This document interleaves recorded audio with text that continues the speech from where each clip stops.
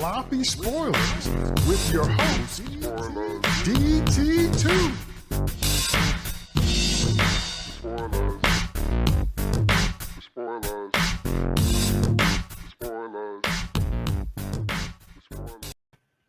What's up, y'all? DT2 Comics Chat here for another episode of Sloppy Spoilers.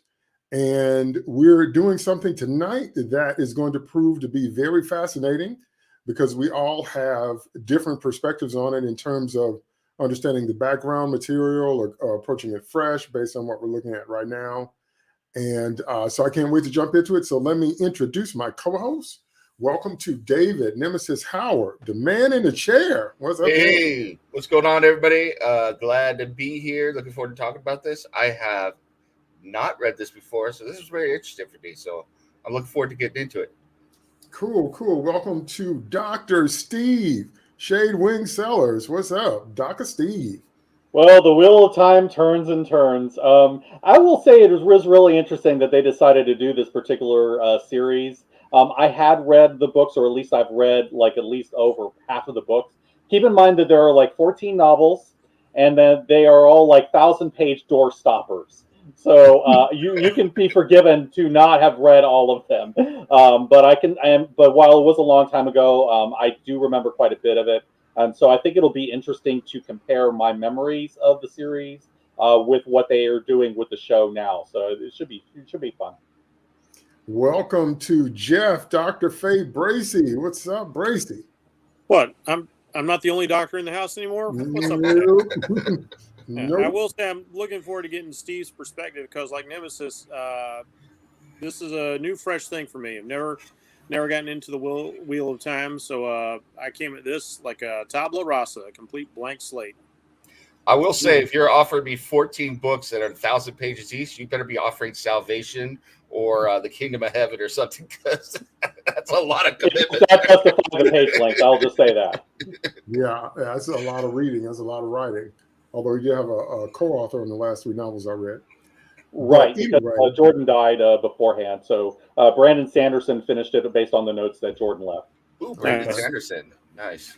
So this adaptation continues to give me hope. I hope it gives all my fellow authors hope that if you are into fantasy or sci-fi and you have interesting concepts, it's entirely possible in today's marketplace to get your story world adapted into a miniseries or something like that. And I'm all for it. I'm here for it because I enjoy it as a writer. I enjoy it as a fan.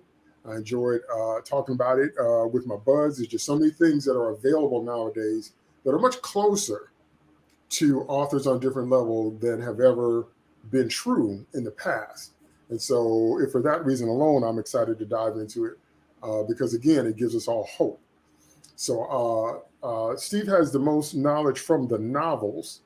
Now, I have learned my lesson when I'm doing my research on something, because anything you research now has spoilers in the titles. I can't stand it. So I do light research now so I don't get completely spoiled.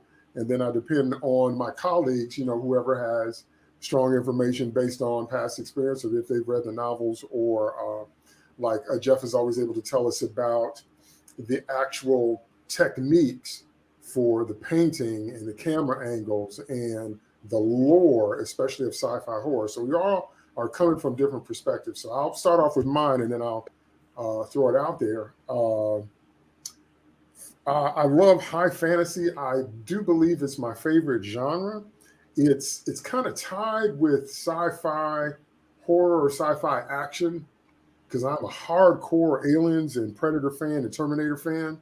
So it's kind of up there. But when I'm reading books, if I'm going to commit to anything, even if it's a 1,000-page novel, Lord have mercy, it's going to be a high fantasy book. So it's already right in my wheelhouse, and I'm already coming in with looking at my tropes, looking at the frame, looking at the writing, looking at the structure. So I have to say right off the bat, this is going to sound funny. It's the story that has me intrigued, but not the characters, I'm sad to say. And I'll get into that in a minute. It's not really the characters, and I'll get into details in a minute, but the story itself, the ideas, and where it can go and the possibilities. Because again, having not read the novels at all, I'm coming to it fresh as well. And so where this can go, and the idea of having more than one potential, if you will, and just so many different places this can go. And then I'll talk a minute about how I had to ignore the heavy-handed wokeness and get into what the story was actually saying. But very briefly, I'm going to throw it out to my co-host, and I just want to hear very brief first impressions, and then we'll go into detail. Steve, I'll probably come to you last since you know all this stuff already. So start with Nemesis. Sure. I'm perfectly honest. I was talking a little bit before the show started with the guys here. I avoided this forever. One was obviously the length of the books, but the other was, and this is such an interesting, discussion we could have some other time, is that the covers always look really, really adult, and I got into Lord of the Rings at a very young age, but other than that, I was reading stuff that was marketed more towards me or people that were gamers and stuff. So I read like Dragonlance and D&D books and those types of things, and got from D&D into like Fritz Lieber and then Conan and stuff like that. But these books look so adult. They look like the kind of books that you should have a cigar and a sniffer of brandy, while you're reading them and you're talking about them. So you're smoking a pipe or something. So then hearing about what the story was about intrigued me, and I that's why this series really popped up on my radar, because it's like, what did I miss? So I'm very much looking forward to reading this, watching this first episode. I think I got to agree. I really, I want to talk about this a little bit more as we get into the pod, but I'm interested in the story and the story world more than the characters at this point. I'm really invested in the story world and what is going on. But none of the characters really grab me a lot. I think the two characters that grab me the most maybe are the mage and her protector. I almost would like to see a backstory on them, because I thought the dude was kind of cool, and he reminded me of the one from Thor. I forget which of the Hogan. Hogan. Yeah, he kind of reminded me of that. But I thought it was interesting.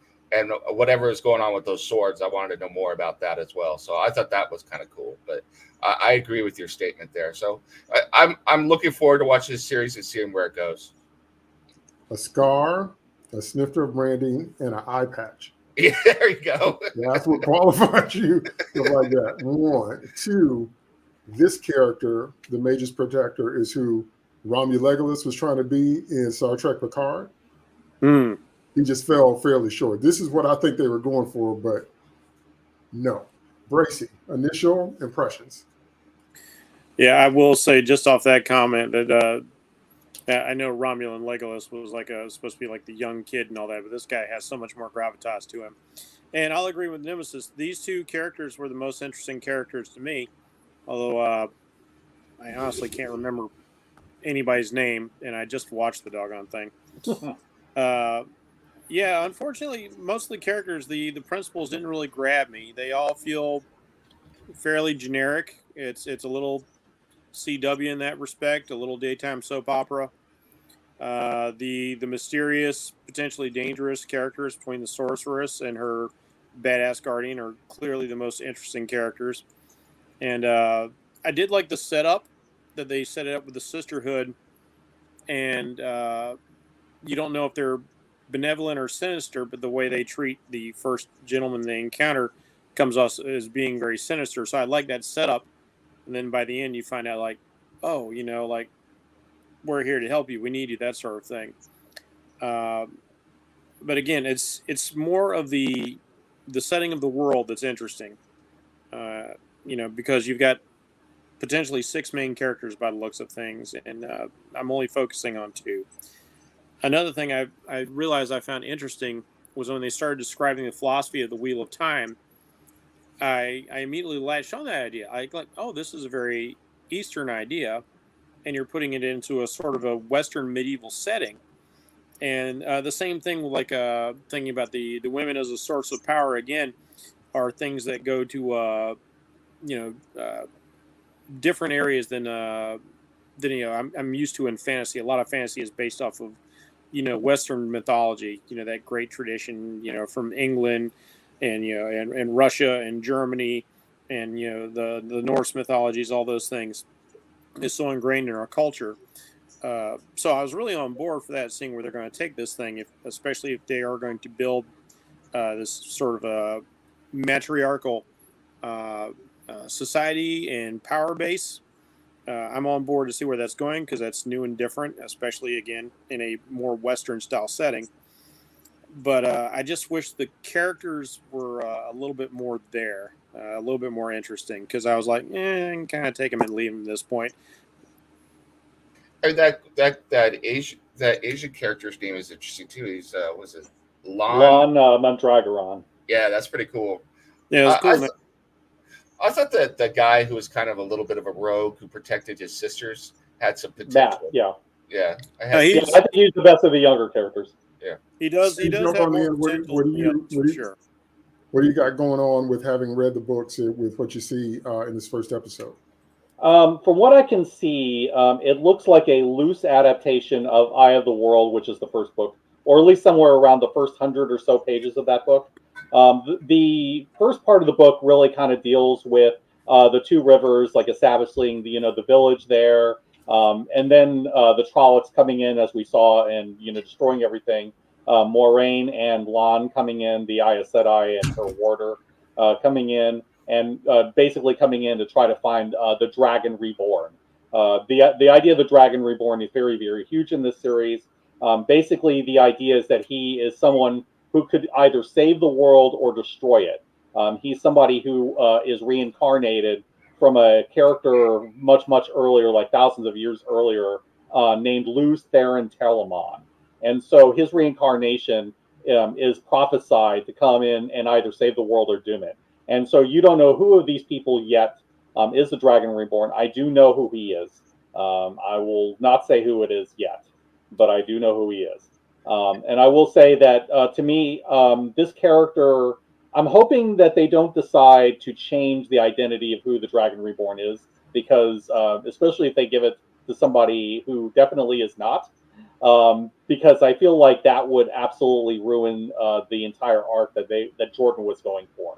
Because the entire journey is about these people and how they change and grow. All of these characters do not stop the way that we see them here. They become very, very different characters over the 14 books. Over 14 books, I would expect them to grow. And if they are not, something's going wrong with that. So it's not surprising that none of you people really are seeing yet where that comes into play. And it shouldn't. So it seems, but I would agree with you at this point. The way that they look, they're not that interesting, except for, I think, Matt Calvin, who is the roguish guy. I feel like part of it is that actor. He's doing a really good job, but also because they show a little bit of moral ambiguity between, is he more like his father or like his mother? And you begin to see like that conflict. But other than that, I would say I would agree. Moraine and Lan are easily the most interesting characters because they're the ones with the more solid roles. They're the ones that do more badass things, and we begin to see that. They do change a few things here and there. They do expand certain scenes, like Egwene being thrown into the river did not happen in the books. What happens with Perrin in the middle of the battle did not happen in the book. So they changed a few things. It might make it more interesting or less. We will see where that goes. I think so far it's promising. Is Perrin the one who was married to a blacksmith? Okay, that was. Yeah, he was not married in the books. He was not married in the books. That was what happened to the wife did not happen in the books. Ooh, that was bad. But overall, I would say it's solid. But I agree that there's a lot of areas where the characters need to come across and be more interesting, and I'm hoping we'll see that later in the series. All right, well, let's jump into details, which is what we're itching to do. So first off, I will say the heavy-handedness in terms of the hatred of maleness and men is just slapping you in the face from the first intro monologue. And I'm just like, really?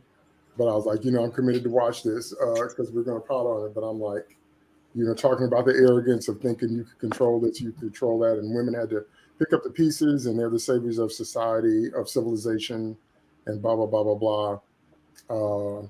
I noticed the play on the name of Lucifer in the dragon. I thought that's very interesting. Again, it's the idea The idea, it's not a new idea, but it's an evergreen idea. The idea that evil was loose, and now evil in this situation may be completely destructive, completely evil, or could flip into a savior type. That's fascinating. The idea that they don't know who it is, and it's more than one person. Now, this is where the Matrix could have gone, because we knew Neo was the one pretty much from the moment we meet him, even though there are other potentials that the Oracle is working with. But here, she honestly doesn't know. In terms of the character archetypes, they're so generic. And, this might make some people mad, but since when do I care? This is what Whedon is a master at. Whedon is a master at distinguishing his characters physically, but the dialogue, it's the character voice. Mal Reynolds talks a certain way. River Tam talks a certain way. Zoe talks a certain way, that kind of thing. And that takes more effort to give your characters a distinct voice and to keep that voice unique as everything unfolds. The other thing, which was a secret of the X-Files, which but you know it on a subconscious level if you've never talked about it. A lot of people don't understand the X-Files worked because they gave Dana Scully that shock of red hair. The backgrounds that they were in were always drab or very, very pine green. Mulder always had on suits that were the same color as his hair, David Duchovny. But the contrast of not just her belief system, but her visually is what made the show so intriguing, because it was a visual representation of the contrast between them, which is why when they brought in the secondary characters, who both were just kind of brown, it lost a lot of steam, so whether people understand that on a conscious level or not. So I'm looking at this show, I'm like, y'all still think putting non-Caucasian ethnicities in character roles is enough. Is not enough. So if you have characters that originate ethnically from a different part of the world, that fact does not make them interesting. It just makes them not a Caucasian character. We need motivation. We need background. We need desire. We need flaws. You got to flesh them out to make us care. You can't just say what normally would have been probably a Caucasian girl is now an Indian or Mayan looking girl. You ain't said nothing. You just changed ethnicity. We need more than that. And so those are the things that kind of disappointed me. I'm like, they should have brought Whedon in as a little consultant on this, because that whole mix, all of his characters are so distinct, casted so well and written so well. So I'm like, okay. And so I'm looking at everything, and it really didn't interest me until the final fight scene. It doesn't really pick up until the fight happens, because everything before that feels, once again, you have the most generic archetypes available. You have the shaman / mage character, you have the warrior protector character, and you have 4 Luke Skywalkers. You have 4 potential Messiah going on the self-discovery journey characters, and everybody else feels like a form of a red shirt. And some of that is proven right during the battle. That's what I mean when I say the reason that Star Trek is so enduring is because of the balance of Kirk, Spock, and McCoy, and how they're written, how they think, and how they react. Picard and Data and Riker, or Picard, Data, and Troy, or the way they think, the way they react, the way they look. Mulder and Scully. You take anything that's been successful, there's character and visual contrast there. And here, and if you notice, it has a little bit of that washed out palette. It's not Zack Snyder washed out, but it has a little bit of that washed out palette. And when you do that, that has a psychological effect of dampening the world. So something got to jump out. So the character that physically jumps out at me the most is Land the Protector, and also Prince Harry. Which one is Prince Harry, the redhead, Steve? That would be Rand al'Thor. Yeah, Prince Harry jumps out at me because it looks like Prince Harry looks different. He's a redhead. Somebody compared him to Hayden Christensen, and I'm like, yeah, that sounds about right. He's basically like Anakin Skywalker, more or less. That's right.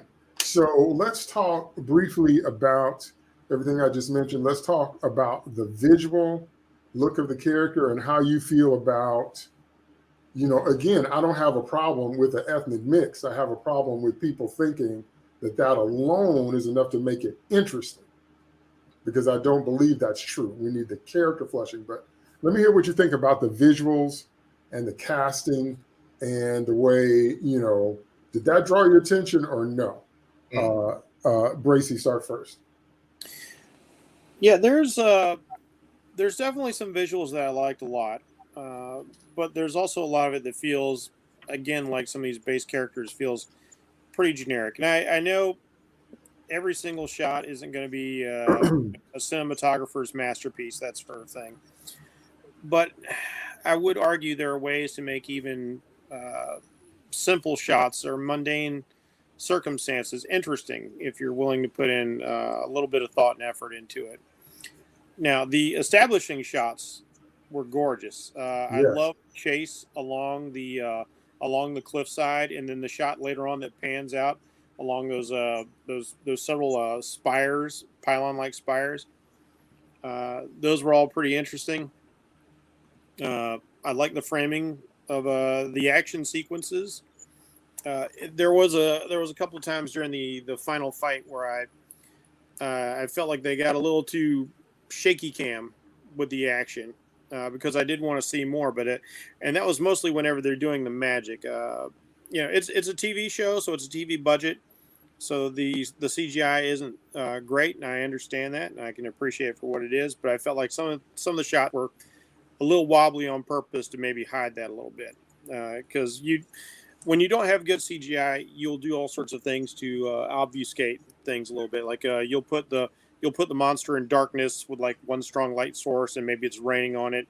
You've got all kinds of things, including the fact that you don't have the most detailed map on your creature, things like that. So like these, the creatures look pretty good.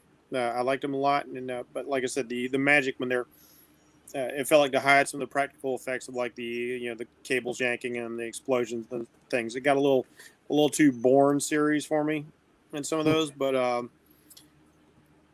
lot of the more generic scenes again felt a little bit more generic. I felt like you can look at things, recent films we've had like the Lord of the Rings series, and even The Hobbit, which was inferior. There were problems with that, obviously.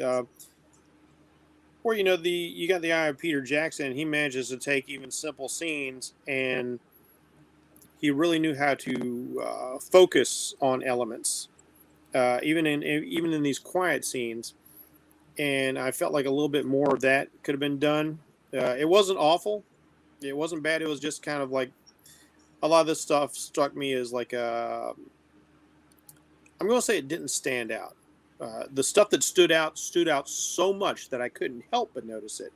Yes. And like our four potential Luke Skywalkers, as you call them, there are a lot of scenes that just really didn't stand out, and because of that, it's actually a little difficult to bring to mind some of the visuals because it was all just kind of samey. So when it shines really well, and I appreciated it. But when it didn't, it was kind of forgettable. Kind of forgettable. Oh, go ahead, Steve. Comments on visuals, actor casting choices, individual acting voices. Yeah, I will put some of the feet of some of the problems with it in terms of it being slow and mundane on the feet of the source material, because the first 100 pages of the book are boring. I hate to tell you this. You have to get past the first 100 pages and then it starts getting good. And that definitely shows here. Yeah. So yeah, here you have people, but I mean, it's still, you could have done something with what was there. You certainly could have done with that. And there are times when there are some visually nice-looking shots. The shot of the river, for example, as when they have a Gwen going down the river, it makes no narrative sense, but it looks good. Okay, I think the sets that they designed all these sets, to make it look like Jordan's world. I think they did a good job with the set design. I think they did all that stuff well. In terms of the cast, I think it's a hit or miss. I think Rosamund Pike was great. I think the person playing discount Anakin Skywalker, I thought was a good choice for Rand. I thought Matt was excellent. Like that was one of the best things there. Lan and was also very, very good. Now the other kids, I'm just sort of like, some were okay and some were not. Perrin was fine. I mean, I don't have a problem with him. Gwen, I think, is probably the worst. Because she doesn't look like the character, act like, or seem to like to be the character from the books in any way that I recall. And she also doesn't look like the character from the books. So it's like, in the case of Nynaeve the Wisdom, yeah, she doesn't look like the character from the novels as described, but she acts like her. So when you have that, at least I can kind of, hand wave it and say, okay, that's fine for this adaptation. Let's roll with it. But I couldn't do it for Egwene. So that was really like the only major problem that I had in terms of the casting. And that's really the thing with this with the show for me. It's like there are things that they do really well, and then there are areas where they just kind of drop the ball, and so the result becomes kind of fair to middling and kind of solid when it should be really good. Now I will say that the series does get better in later episodes, and the way they handle certain things gets better in certain later episodes. But the real problem is that they're adapting probably the worst part of the books, but they're not doing anything to overcome that sufficiently to really overcome the narrative problems, and that's kind of unfortunate. So it's a teleplay problem or a screenwriting problem. In part. Okay. Okay. Well, if the source material moves slowly, then because I kept looking for something to grab me, to pull me in the story world besides the larger shots. Yep. And I also thought they were going to spend a little bit more time on the braid, because the braid is significant. Yeah. But I thought they were going to expand a little bit more on that because it sets up an expectation that something magical will happen. Or when that band of women hunted down that man, and he was insane. It's like another 3 minutes of that scene could have done a lot to do some world building right there to begin. Yeah. Right. Yeah, and I think they established the Red Aja, who are like the more extreme faction of the Aes Sedai, do that. So yeah, they established that well, and I think that's probably why it comes across as being a little bit more woke than I think Jordan had intended it, because there are definitely other factions that are not like that, and the gender dynamics that they show in the novels are very complex. And that's I think the problem that with that. I don't think they did set that up, because like I thought she was just watching, some of her sect. Right. I didn't realize there were two different sects or factions of the sects. Yeah, they're like 8 factions of the Aes Sedai. Yeah. Okay. Yeah. So watching that, it seemed like she was A-okay with them. Like even if they had to kill this guy because he's in touch with a power that's going to make him insane and dangerous, it seemed like a pretty brutal way to handle things, and like she didn't bat an eye at it. So like, you start seeing around episode 4. That's what gave me Doom vibes. That's where I thought we were going more with, because it's the same kind of idea. The savior, the Messiah, whoever is reborn, and should have been a woman. Men mess it up the first time. This power belongs to women, and your insanity is proof that you men can't handle it. Mm-hmm. So I thought it was going to be more of the, and it still might be, but it was over really quickly. Okay, go ahead, Nims. What we're talking about in terms of visual and actor choices and all that. Sure. Well, first I want to start with the what we were just talking about with the sexual dynamics. I think this is interesting. Mm-hmm. I didn't really have a problem with what they were doing, but it's like, if you are going to do this, I want you to go into it whole hog, and I want you to really explore and show me the politics and the power dynamics and the sexual dynamics of, not the actual sex, but the structure and how men and women exist within society, because I think you could do some really interesting things there. I mean, this movie wasn't particularly good, but one of the great things about Ghosts of Mars by John Carpenter is it flipped that idea on its head and showed that a matriarchal society has a lot of the same power structures and everything else that goes on, because it's about, it's what I talked about in our last pod, which is it's about people. People and power are the same no matter who's in charge. It's unfortunately, part of the human condition. So I think that's interesting. I hope they explore that. I think, I'm getting the impression that Jordan was a talented enough writer, that he probably did. That said, I think I'm going to one of the, every time I make a comment or if someone makes a comment like this, and especially on Twitter, inevitably somebody comes back and says, well, you can't say that because it's fantasy. So you can have whatever you want in fantasy. It's like, and what I'm particularly referencing is the ethnic diversity in these shows. And I'm not against ethnic diversity or whatever, but it needs to work. And, and a prime example of this is the character Ingwin. Ingwin, whenever you have the suffix "win" on a name, it's from Welsh origins, and ethnic diversity in a society is something rather new. And it has to do with modern societies, modern travel, and immigration. Fantasy societies are set up usually on a medieval, time frame or dynamic where ethnic hegemony, what's that Hegemony. word? Not hegemony, Homogeneous. Oh, Yeah, homogenous. Homogeneity is the standard. It's like people were tribal, lived in enclaves, and everybody who was around you looked like you. It's kind of why racism was a thing, because if you look different, you were the other, and you even look at the architecture and stuff here. It's very Northern European or English, and everything about it is that way. And so whether we like it or not, whether we know it or not, when we see this forced diversity in these settings, it just viscerally rubs you the wrong way for some reason. You don't know why it does. You don't want it to, but it does because it just doesn't fit. And yes, I get that it's fantasy. And yes, I could get that you can do whatever you want when you're writing fantasy. But just because it's fantasy doesn't mean it doesn't need to make sense to you, the reader, for some reason. And I definitely got that here. So you have, she appears to be an Indian lady or a woman of Indian descent playing a character who is probably supposed to be European and has a Welsh sounding name. She is supposed to be European. Yeah, it just doesn't click in your head. It just doesn't. And it's nothing against her. It's nothing against her performance or the actress or the character. It's just for whatever reason you're looking at it, you're like, and it's now you have to suspend disbelief about the casting choices, not the story. And that's the exact opposite of what you're supposed to be doing. So, and I get it. I get that, when we're telling these stories, we don't want to exclude actors from all different sort of ethnicities. We want to give all sorts of people opportunities, and I'm all down with that.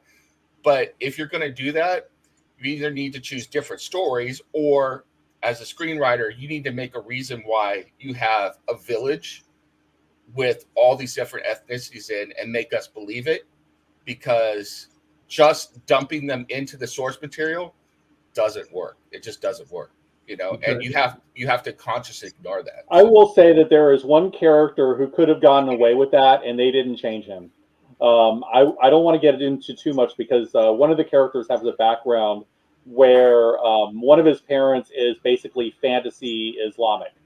And so I would have thought like maybe a change to that character if that had been explained.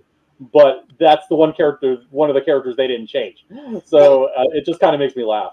And you look at the protector, Lon Mondaragan.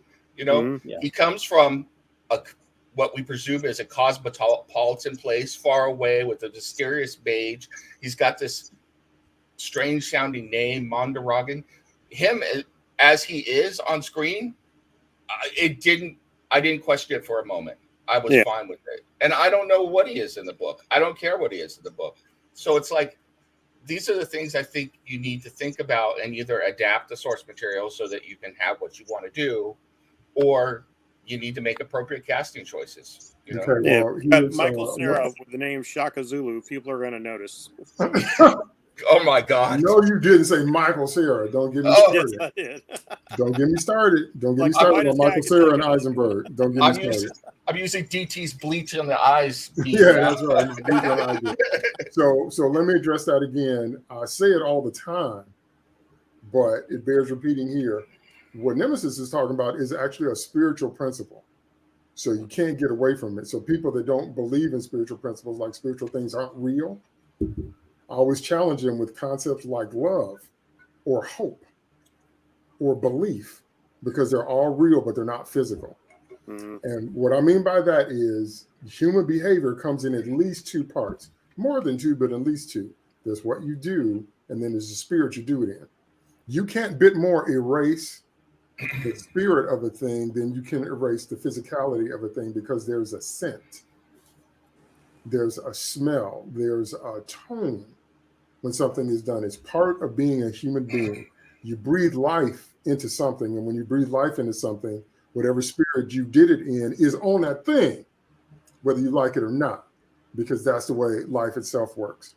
And so when you have been, I don't want to be too harsh here, but if you have, I was going to say lazy, but if you have not done any research to understand the basic stuff that Nemesis was just talking about how if you're going to take some type of medieval setting or some type of Vision Quest setting where the technology is kind of a mix, and that's my next topic, then people will always be tribal. Twitter ought to teach you that people will be tribal and that people will default to their echo chamber, and people will default to genetically what is like them and reject what is not. So like Nemesis said, the problem is that we can feel the spirit of them saying, we're going to stick some non-Caucasian or non-traditional characters in here just to be diverse. That's the spirit that's on the thing. That's why it jumps out at us, because it doesn't make any sense unless you explain the diversity, like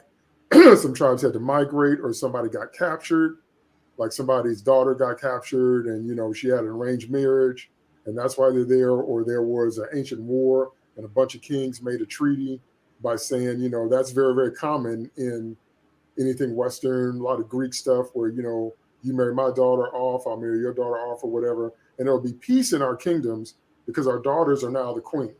So we're not going to attack your village because she's over there having kids and blah, blah, blah, blah. You know, 5-10 minutes of that could justify some of those things. Serenity, the movie opens with talking about, and so does Firefly, it talks about how the Earth's resources were exhausted. And so we had to find other planets. And, you know, the biggest language spoken on Earth, correct me if I'm wrong, last time I checked, was Chinese Mandarin, not English. Mm-hmm. And so when you know all that stuff, you, like Nemesis said so perfectly, you cannot cognitively accept a bunch of mixed ethnicities in a small, low technology enclave mountain space without some type of logical explanation, because that's not what would happen in real life. That's number one. And that's a good segue to get to my next topic, which is this right here. We've said it a million times. Steve, once again, is the master champion of this. We've said it a million times. Once you establish the rules of your story world, you have to stick to those rules. I can't understand why writers don't understand that. They used to, but a fantasy setting does not give you license to create Wile E. Coyote physics, unless everything is Wile E. Coyote physics. So if somebody runs off the mountain and they hang in the air for a few seconds, they realize they're going to fall, their neck elongates, then they fall 200 feet and they don't die. Those are cartoon physics. If that's what we're dealing with, let's have them all the time. We can accept that. It's when you mix a blend of real world Newtonian physics and cartoon physics, no, your mind's going to kick that out. And so that's what I mean when I say what we're going to talk about now is like the swords, the technology, the poison of the swords. And here's the thing that my mind was really, because I don't have a problem with Lon. Lon to me, once again, was what Star Trek Picard was going for. And he's awesome. The thing to me was we didn't get it clear as to how powerful the mage shaman character is. Because first I'm like, can you raise the dead? Because if so, I want to see it. Second, I'm like, okay, you heal wounds. What level of wounds can you heal? I like to see that you were able to get wounded so you're not invulnerable or infallible or any of those ends that we love that Superman is. I like that. But I'm unclear as to what you can do. Now, the one thing that I did like was when she healed that dude's father, it took something out of her. So she had to step back and catch her breath. That part I liked. But I don't know, based on what we've seen, the limit of her powers.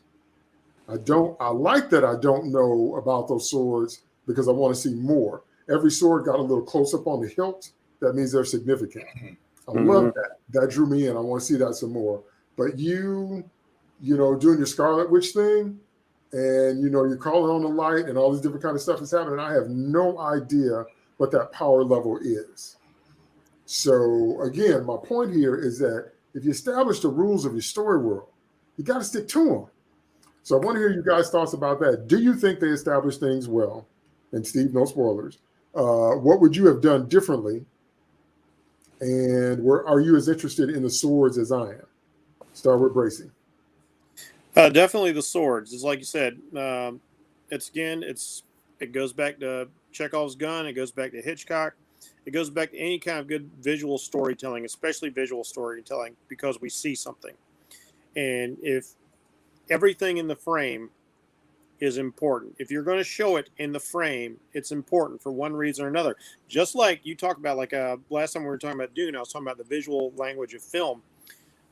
You hit on something so key about the X-Files with the setting Scully apart by having the red hair when she's stepping into Mulder's world. And so like Mulder's world is all one color. He is a true believer. And she is set apart by her hair color, and her complexion is much lighter than his. Something I hadn't thought of practically before, but you've really clued me into that. So yeah, I totally see that now. Looking back, it's something I'm sure that was we were all meant to notice, at least subliminally, which is a lot of visual storytelling. So yeah, seeing the relationship of those swords, and like then you see Dad's got one, and like, oh man, he's like some sort of retired fighter. Mm-hmm. This is going to be important. It generates interest. It generates mystery, which always generates interest. I will say there were things that I did like about the sword and sorcery conflict. I did like that initially it seemed like the sorceress was able to, like you said, WandaVision everything. She was just handling it. But being a longtime D&D player, I noticed right away, I like the setup that she's the squishy. She's hanging out in the center. It takes her time to draw this energy. She's drawing the energy from all these light sources, from the fire, from the torches, even from the stars when she goes to pull really big. I thought that was a really cool mechanic for magic, because the magic is apparently based on light. And I thought, like, wow, that's really epic. And no evidence of it yet, but that means these people are probably going to be at their strongest in the daytime. So the attack happened when she's not going to be at her best. And now she's got her warrior, and he does what warriors are supposed to do.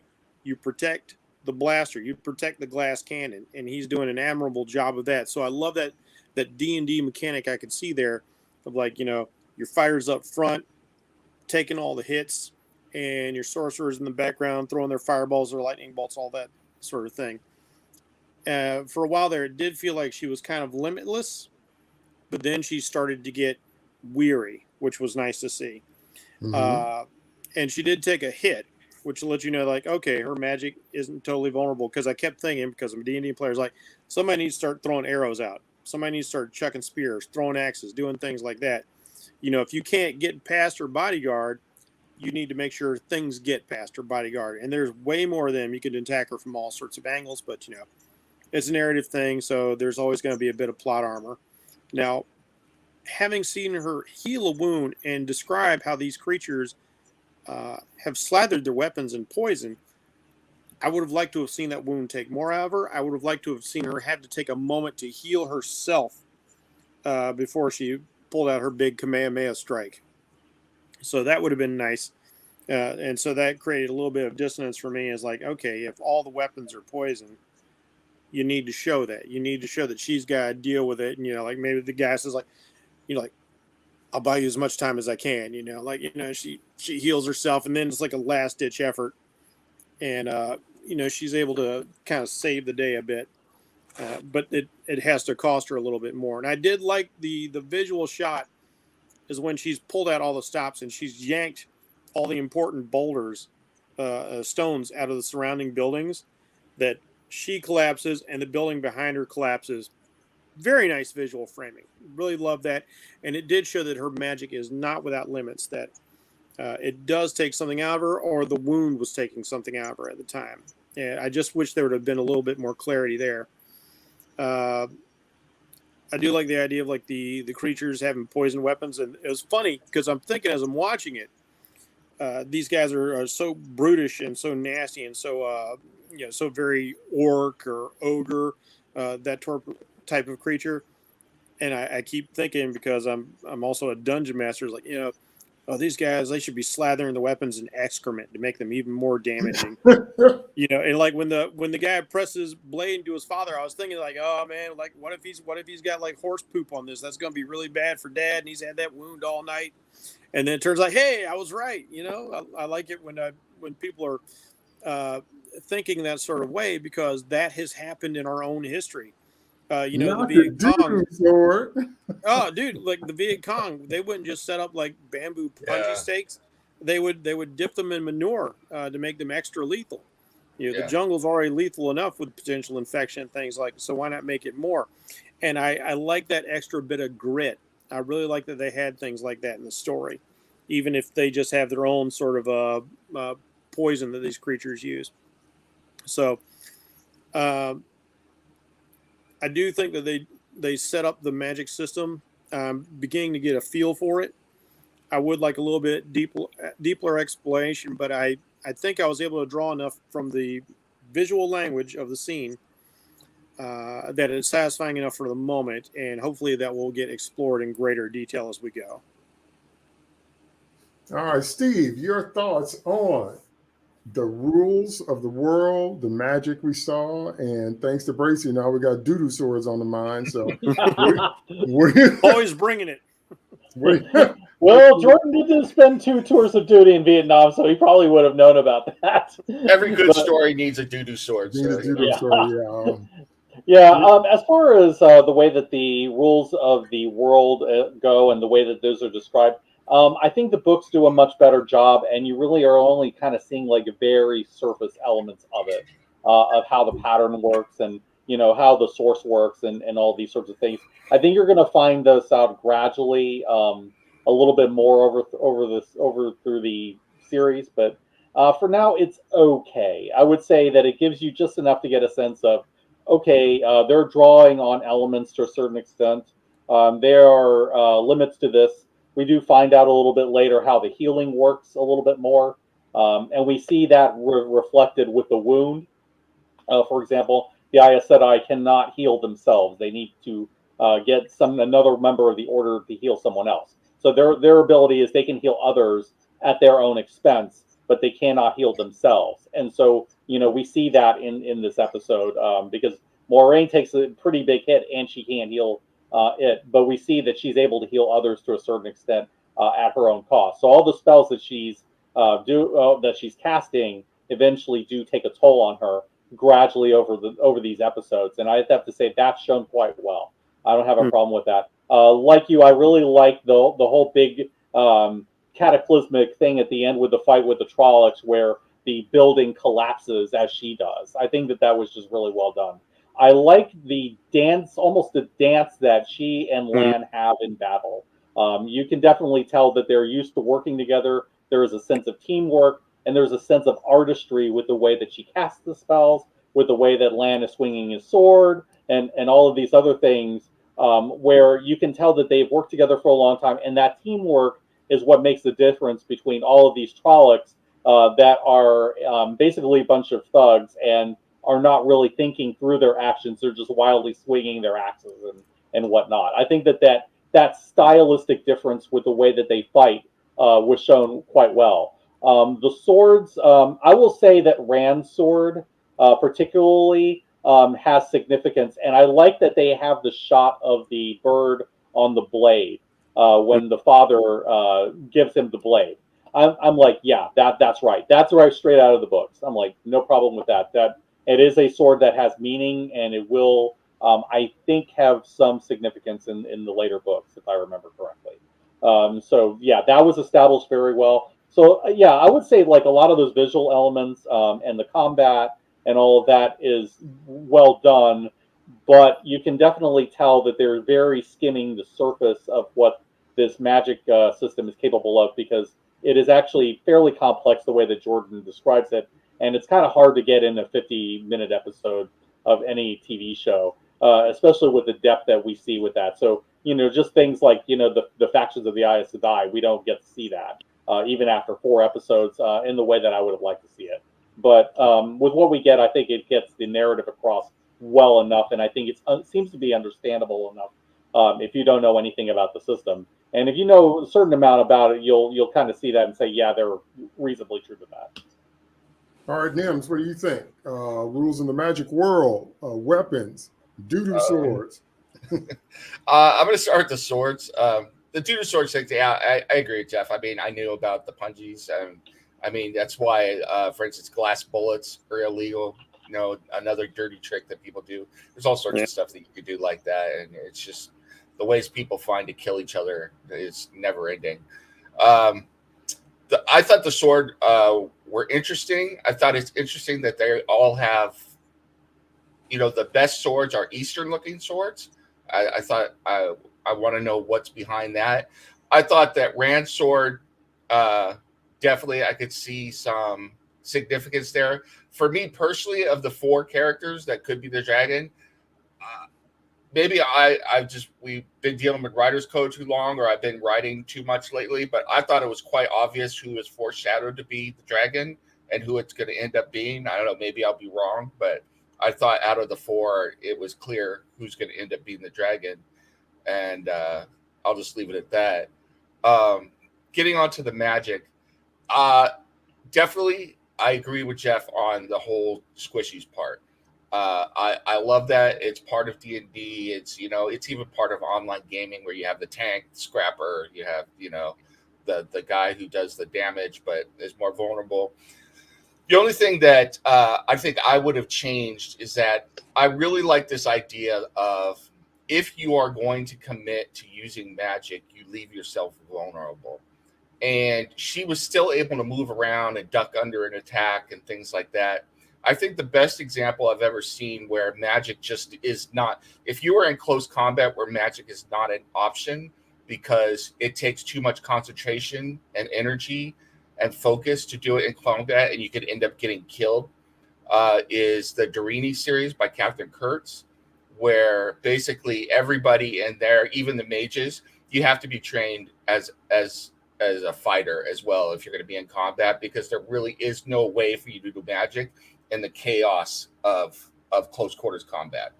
Obviously you could have someone protecting you, but even then, like they explain in those books, just the idea of standing still while someone's protecting you, an archer is just going to pick you off, and snipe you or something. So, but I understand they're doing different things. I really did like that Mondragon.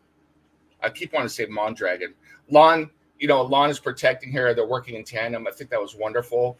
I think drag around. Yeah, I think that the what I got from the actual magic itself was that this is kind of a combination of Jordan bringing some unique things and then also borrowing heavily from Tolkien's idea, which is it's a nature-based magic. It's a magic, they added some more, I don't know if it's like this in the books, but they added some more effects to it versus the magic in Tolkien is very, you see the lightning strike, but you don't see the big, build up to it and everything. It's just that he called down the lightning and the lightning came down or whatever. I like that idea. I like that it's based in nature and you're manipulating the primal forces, the primal energies of the universe. As far as the way it was actually represented, I like the way that she was drawing light from the flames, drawing light from everything around her. The thing that was annoying for me is that someone decided it would be a great idea that every time she's doing her, Scarlet Witch dance there, they just overlaid this very annoying and graphic on top of that white light that was going, just circling around her, and it wasn't adding anything to it. I was like, just show me lines of power. Maybe it would have taken longer to animate. I don't know. But show me lines of power from her going out and drawing that light to her, something like that, instead of giving me this swirling light graphic that looked just like a simple overlay that anybody could do. I mean, it looked really kind of tacky, in my opinion. I thought there would have been better ways to do that could have illustrated that she's drawing power from that flame into her to conjure an effect. So, it was a mixed bag for me as how it was represented, although it was pretty beautiful at times and very effective. The last part that I wanted to talk about is you guys really covered as far as, when she collapsed and the building collapsed and how that was a great visual scene. I also thought that was an interesting metaphor for me, because I took from that even as she's helping these villagers with her magic, she basically destroyed the village using magic. Yeah. So destroy the village to save it. Yeah. Yeah. So for the common man, okay, great, you saved us. Now we're going to die of the cold out here because you basically have taken every building down in our village, defeating the monsters. It's like, so thanks, I guess. So, and I just thought that was a really interesting commentary, especially given the way she was received when she first entered the tavern towards the beginning of the episode. So I thought that was an interesting, commentary, a juxtaposition of, yeah, you have power, you have great power, you've defeated this attacking force, but what have you done for us, really? You saved our lives. I mean, it's kind of rational too, because it's like, okay, you have somebody who has the power to blow up your entire town. Do you want to keep them there that long? Yeah. Especially when they tend to attract trouble. So yeah, it's completely understandable why they wouldn't want more around. Well, I have a little pushback on what you said, and then we'll go to our last topic. My pushback on what you said was I reacted the opposite to that effect, because it felt more to me like the way I want to feel when Storm is powering up. It made me feel more like sometimes when you play video games, you have your power meter. And you gotta punch and punch and punch and punch and punch and punch and punch. Then you get your supers. It felt like that. Okay. It felt like, I can't just go to level 10. I gotta swirly gig it. I gotta, draw it. I gotta build it up. I gotta pull it. And that's what makes me vulnerable in a fight. Because if it's straight lines, if it's mainlining anything, then you should never get beat. Like the Flash shouldn't get beat, because you could do that. And if you can do that, and you've got the kind of power to destroy a village, then. But that whole thing about, even though looking cheap and generic, I think was part of what sold me on the idea of it's going to take me a minute to build up that power level. You follow what I'm saying? No, I agree with you, and I like that building up idea. I guess it was just the swirling effect that bothered me. Like if she was drawing it in slowly, and she was doing something, and it was just building up a I guess I was looking for a less is more approach to it that wasn't covering up everything, but still drawing that power. I absolutely 100% agree with you there. So unfortunately, is like I said earlier, it's like when I was talking about the effects. The effects are TV budget effects, even for Amazon, and I like the idea, but the effect did look a little cheap.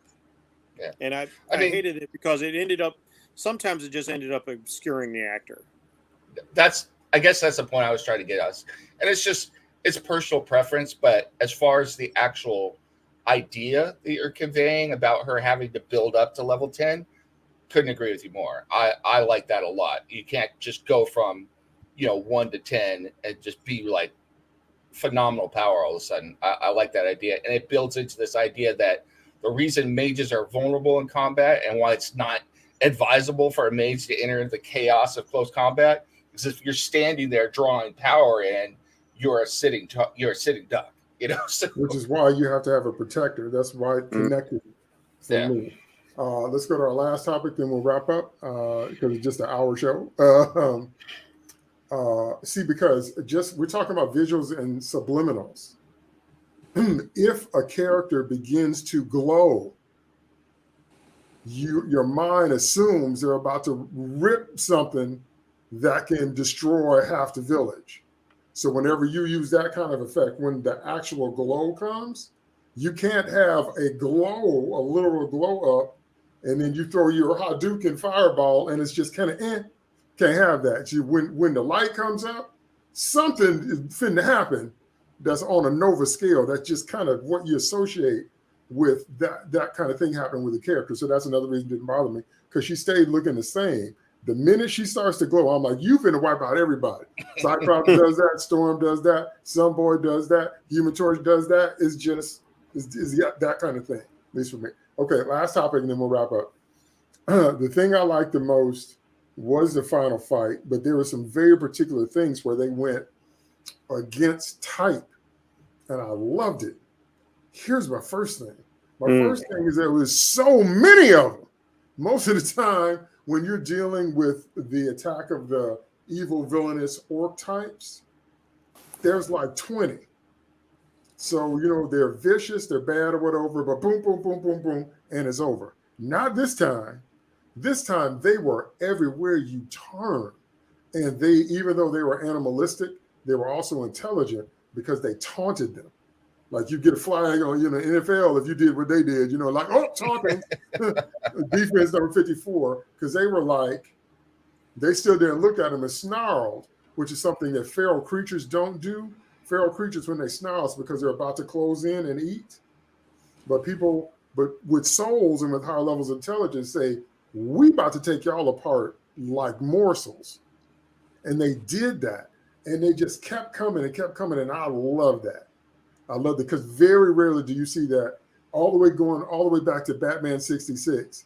Fights are over in like 3 minutes. You know, bam, pow, sock. 20 dudes on the ground. Oh, John, we got to go. That kind of thing, going all the way back there. And so that's also why I like Aliens, because they just keep coming. What do you do when what you're fighting is coming at you like ants? I love that. The second thing I loved was that it was so completely visceral. It wasn't so gory that you couldn't stand it, but it was so completely like you felt like you were in the heat of that thing, because it's a form. It was a form. Some of it was melee fighting, which Wonder Woman is the best at. Batman's pretty good at it too. Batman for a human is really good, because most of the time you can stop a guy, an untrained guy, by just grabbing an appendage. So if there's 4 of us, 1 on each arm and each leg, you can take him down. Batman can beat that. He even uses his cape, and Wonder Woman can too. So when I'm seeing a form of melee fighting, and you have to fight 360, you got to be fast enough, you got to be aware enough, but then there's stamina, because you're going to get tired. And so I felt all of that while I watched it. I felt like I was in there with them, like if there was smoke going and I'm separated and what happened, this going on. And then when that one guy grabbed, who was that he grabbed from the main girl? He grabbed her by the hair and ran off with her. Oh, Yes, he grabbed the Eve? Yes, Was there? yeah, the whisper. Yeah. And you don't Wisdom. Right, and Wisdom. you don't see Wisdom. Okay. You don't see what happens, which also freaks you out, because you're like, what is he going to do to her? You know, what I mean? Because you get shades of Reavers. He's going to eat her. He's going to skin her. You know, he's going to get with her. Is he going to do all that? Because Reavers would do all that. No, we haven't seen all 4 yet, but we're going to talk about them. Yeah, I have, but yeah, we'll talk about it eventually. So that I really, really liked all of that. And we talked about the one moment which I categorize as a Joss Whedon moment. Oh, yeah. So unexpected and so heartbreaking in the midst of everything else going on. Old dude swings around and he thinks a Trolloc is coming at him, and it's his girl. And he cleaves her right in the gut. My hope is that she's going to come back later. I'm hoping she ends up being somebody that we don't know about, and she has some type of unforeseen resurrection. May or may not happen. That's my hope. But that moment was so heavy. I was like, whoa. And it stands out even in the midst of all the other tragedies going on. And the thing about that is, once again, because it is 100% possible in the heat of a moment like that such a thing can happen. Throw up another comment real quick. Steve covered this, but thanks for the comment. Yeah, that was something we didn't know, but that makes a lot more sense when we were talking about the magic. So. Yes, we love magic with limitations, and so that kind of thing. and it just makes you feel he's got that, now his heart has been cleaved in two now. So now he's going to carry that forward as a character. And, once again, how would you react to that? So just about everything about that final fight I really liked. And I really liked the fact that even though they said they beat him, it did not feel like a victory to me. It felt like a first wave. And then that feeling was justified when we see the second wave. And they're like, what is that? She's like, is the armies of the Dark One more of them? How'd they get here so fast? Or maybe they teleported. We got to go. Because we don't have the strength or the time right now. We can't do that again. Yeah. So we need to break camp. So everything about that I loved.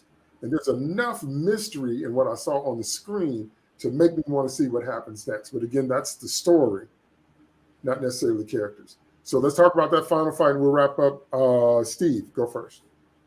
So what specifically are we talking about with the final fight? Final fight, the Trollocs, how they fought, the visceral nature of it.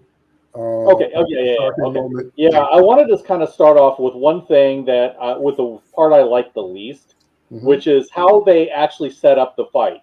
So basically you have these two people dancing, and then you have an axe from a Trolloc just magically embed itself in the back of this guy. And the woman who's dancing behind does not see it. And I'm like, no, that would not happen. No way. She would have seen a huge 8-foot tall Trolloc throwing a massive axe at this man. She would have done something. They were trying for a Joss Whedon shock moment. It did not work. Should have been an arrow or something. Yeah. It should have been an arrow. It should have been any number of things. If you want to take somebody by stealth, there are much more believable ways to do it. So yeah, that was a fail. But in terms of the fight itself and the way that it played out, I thought it was much better. Once we actually got into the fight itself, I thought that Perrin's fight was quite good. Just the way he just tears into these Trollocs trying to kill his wife and all of this, and then you see exactly what happens to his wife at the end, which is shocking and it's sad.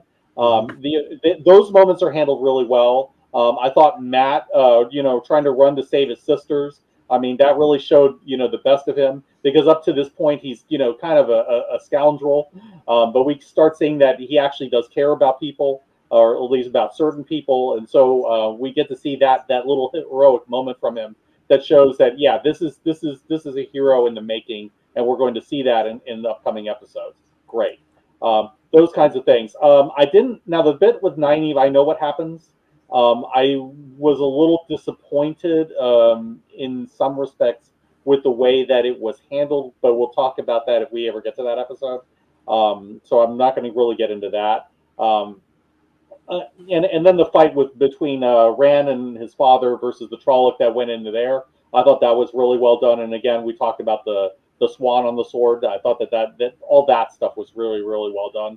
I kind of felt like, these are marauding bands of Trollocs, and they do damage. They pretty much ruin this village.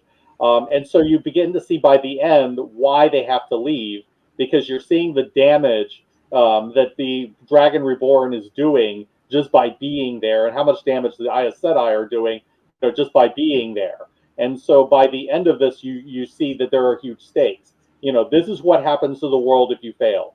All of these kinds of things, all of that is set up, visually, through the battle and through the destruction of all of these sets, the deaths of all of these people that we see. It's horrific, and it should be horrific.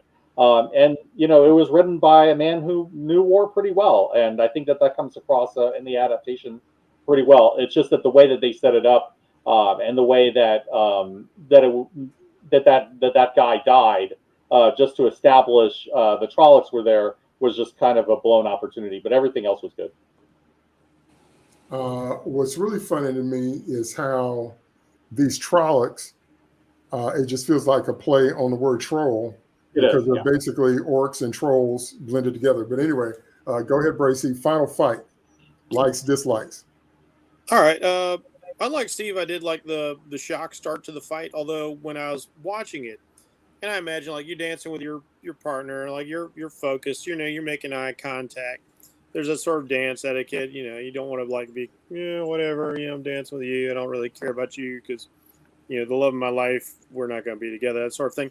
I like the fact that she was still trying to have a moment and enjoy herself at the festival, and that she was fully engaged with this guy that she did know, because she like when he gets hit, she's like, Thomas, just the flash across the screen, though, I was surprised to find out it was like one of these big cleaver axe blades they use, because I thought it was a knife. That would have made more sense.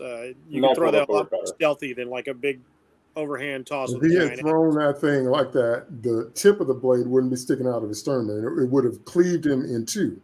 Yeah, I mean, like there's here too. Again, sometimes there's things you just do for visuals that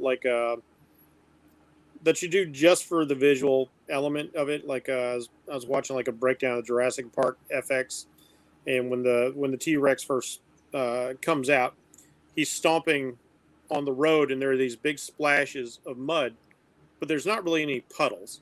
But that grounds the CGI element into. Did you watch the Corridor Crew thing with the Jurassic Park recently? Okay. Yeah. So yeah, I love Corridor Crew.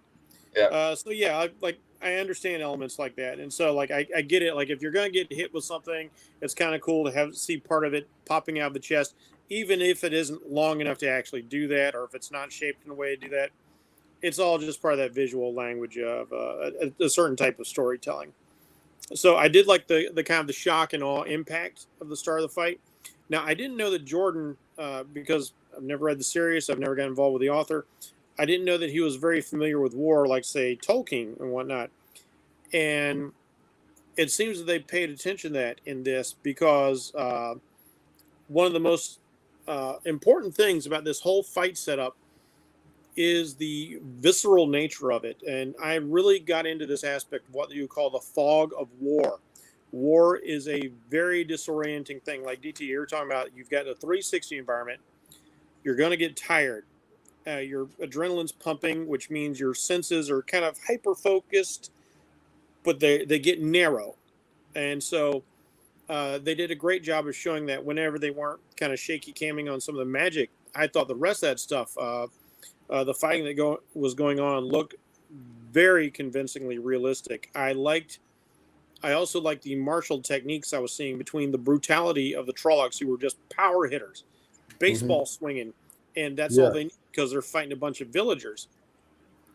And then when you get into some people who actually can fight, like the blacksmiths, you see them doing a very credible job, because they're obviously strong. They work on their anvil all day, pounding iron, and they make a great team fighting together, even though they're probably not trained warriors. They're just, if they're making stuff, they probably play around with, I got to test out the sword, make sure it's got a good balance.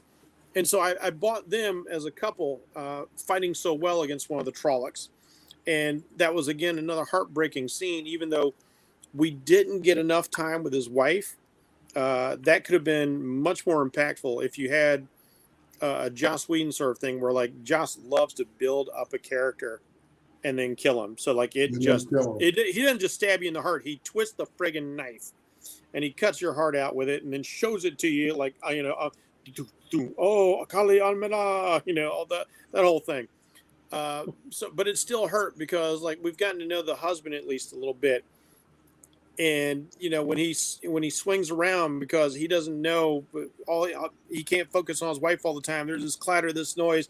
There's another one of these things inside, and he turns and he swings, and I was like, oh no, please no. And just the character arc he's gonna have living with that is just grinding in my soul thinking about that. I love the fact that our rogue fellow, he doesn't fight. He does what a good rogue does. He gets what he needs to, and he goes and hides. That's what rogues do. And he was perfectly right in the way he did. Like, I care about these kids more than I do mom and dad. Obviously, mom thinks I'm going to end up just like dad. So, I care about you, mom, but maybe not as much as I do my sisters here. So, like, let's run off into the woods, way far away from the danger. I love that element. I like the fight breaking into, was it Rand's? Steve, Rand's house, is that his name?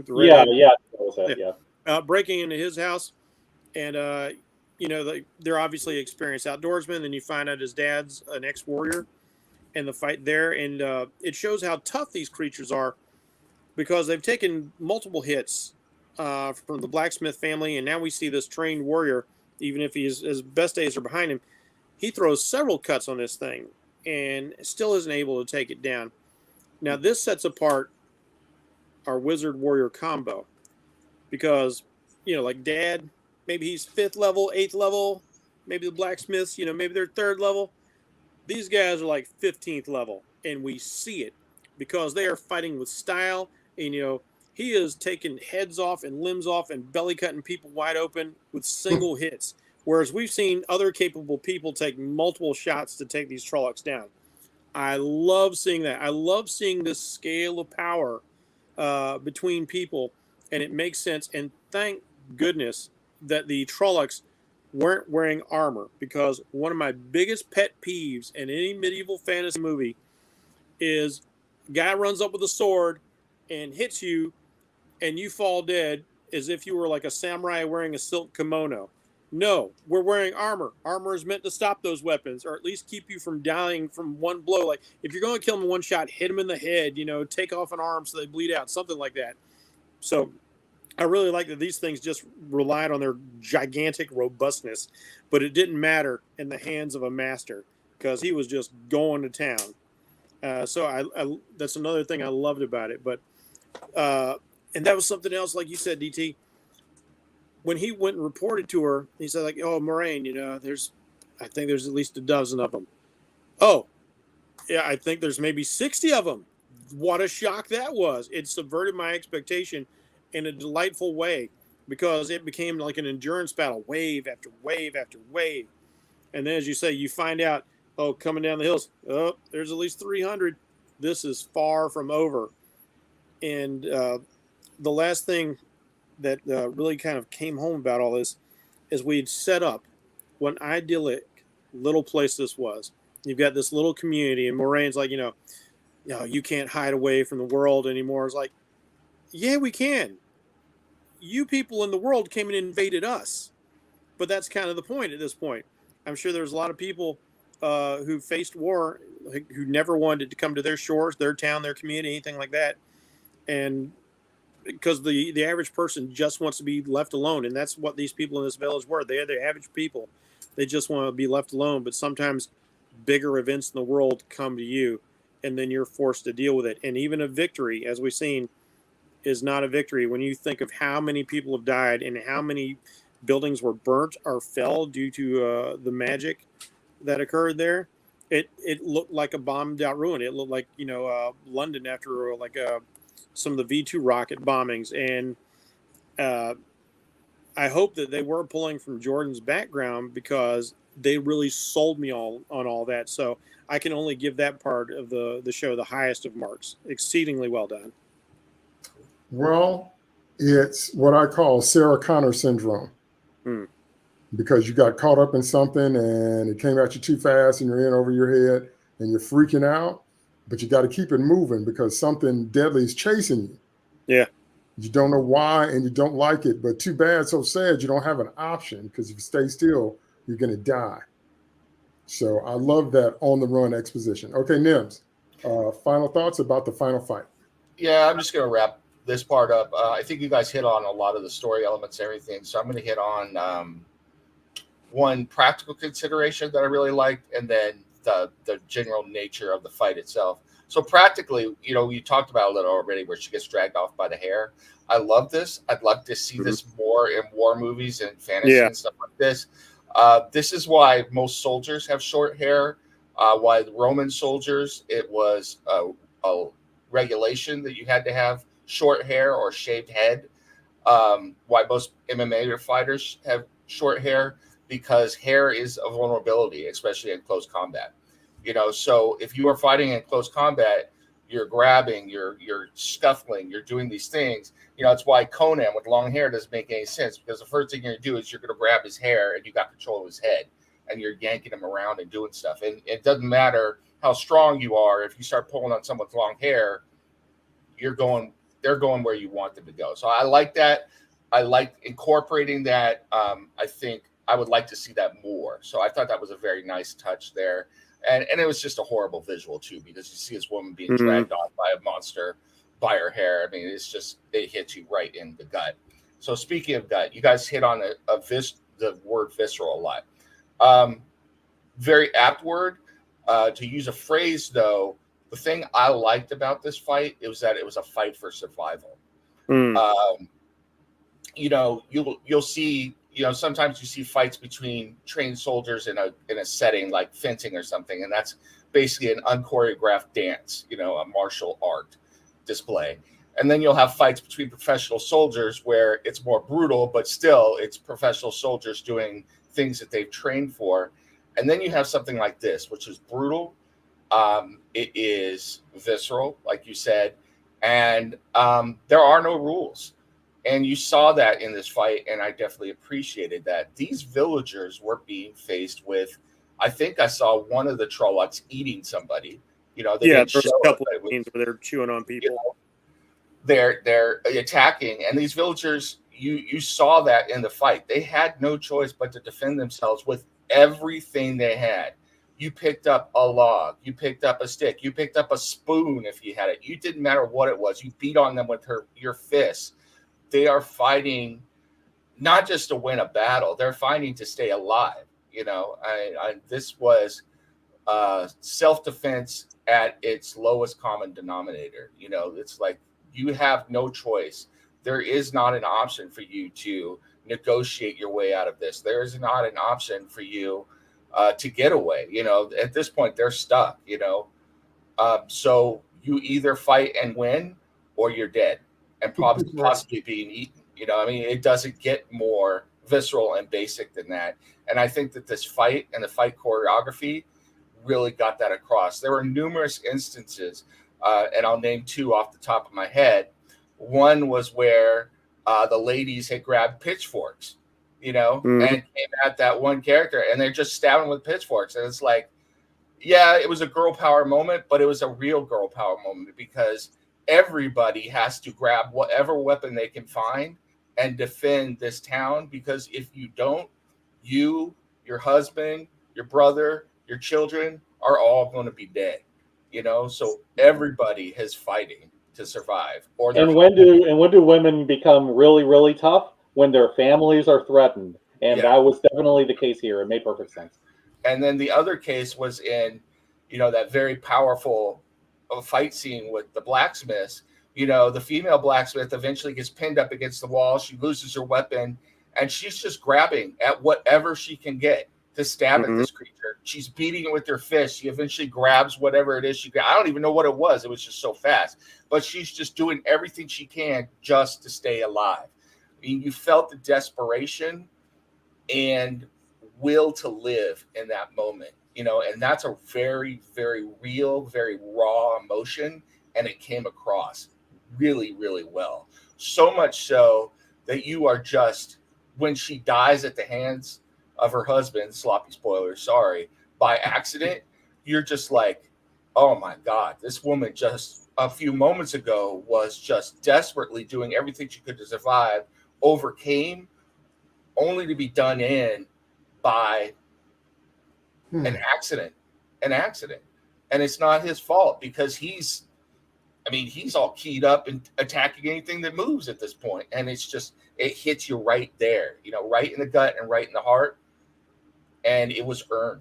It was 100% earned. So I got to give the episode kudos for that. It was really, really good. Now, this is that was not in the book, by the way. I think it's actually an interesting addition. Now, this is why, for all you who complain about Batman, this is why Batman trains his Robin so hard, for this very reason. What do we do when we get in a situation where, as Jeff said, what if there's fog or the bats use smoke as a cover themselves? And we're in a melee fighting situation where we're surrounded in this 360-degree fighting. We either have to talk and have code signals, or we have to know each other so well so we're not throwing batarangs at each other's necks and stepping on each other's capes and all that different kind of stuff. And that's why, oh, well, thank you. Thank you. Yeah, it's like when you see the sorceress in the warrior, he swings a sword right at her, and she knows he's not going to do that. So what she do? She ducks, and he takes out a Trolloc that's right behind her. But she didn't duck that's the in Batman a Robin thing. You got to know each other that well. She didn't duck in a panicked way. That's why it was so powerful. She just said, "Oh, okay, time to duck now." instead of, oh my God, there's something behind me, ain't it? Which is what an untrained person would have done. So that's why, once again, Batman is so adamant. I mean, he's, crazy and marches by his own drummer, but that's why he's so adamant that Robbins can't go in the field. And that's why he took Jason's death so hard, because he knew that Jason wasn't ready. This is what happens when you go in the field and you're not ready. The same thing happened on Titans when you haven't gone through all the scenarios. That is what a competent mentor does. A competent mentor not only teaches you what to do in all the scenarios, but they teach you how to think in case something pops up that you weren't prepared for, because you have to be able to react in the moment. Okay, well, you have to practice that. You have to practice that.